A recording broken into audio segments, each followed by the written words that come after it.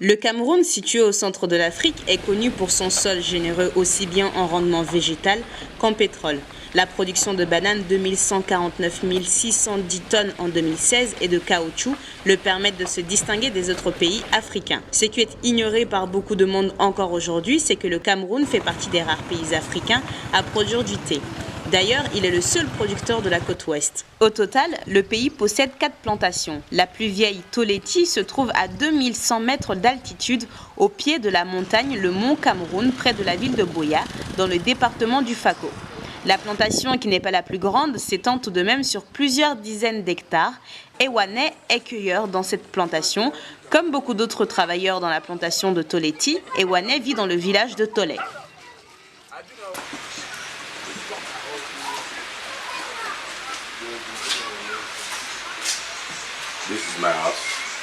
Voici ma maison, j'habite près de la plantation. Elle est à l'opposé du champ de thé. Donc voici là où j'habite. Je travaille là-bas et voilà le champ de thé. Comme la majeure partie des travailleurs, ce travail de cueillette permet tout juste à Ewane de survivre.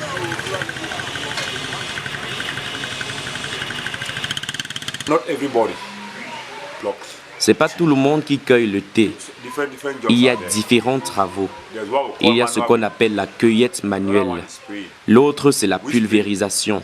Nous utilisons des produits chimiques pour arroser les plantes de thé.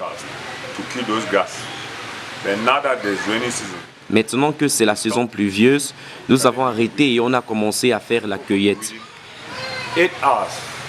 8 heures de cueillette font 1200 francs.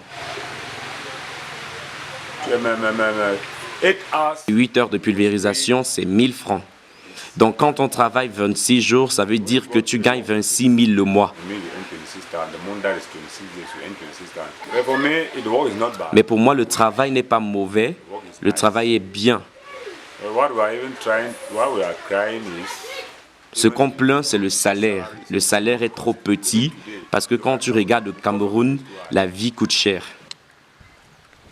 Chaque année, c'est 45 000 tonnes de thé qui sont produites sur le territoire et près de 80% de cette production est exportée dans les pays voisins comme la République centrafricaine, le Tchad ou encore le Nigeria. Cependant, depuis l'arrivée de Boko Haram dans le nord du pays, le marché du thé se voit dans la contrainte de viser d'autres clientèles comme la Russie.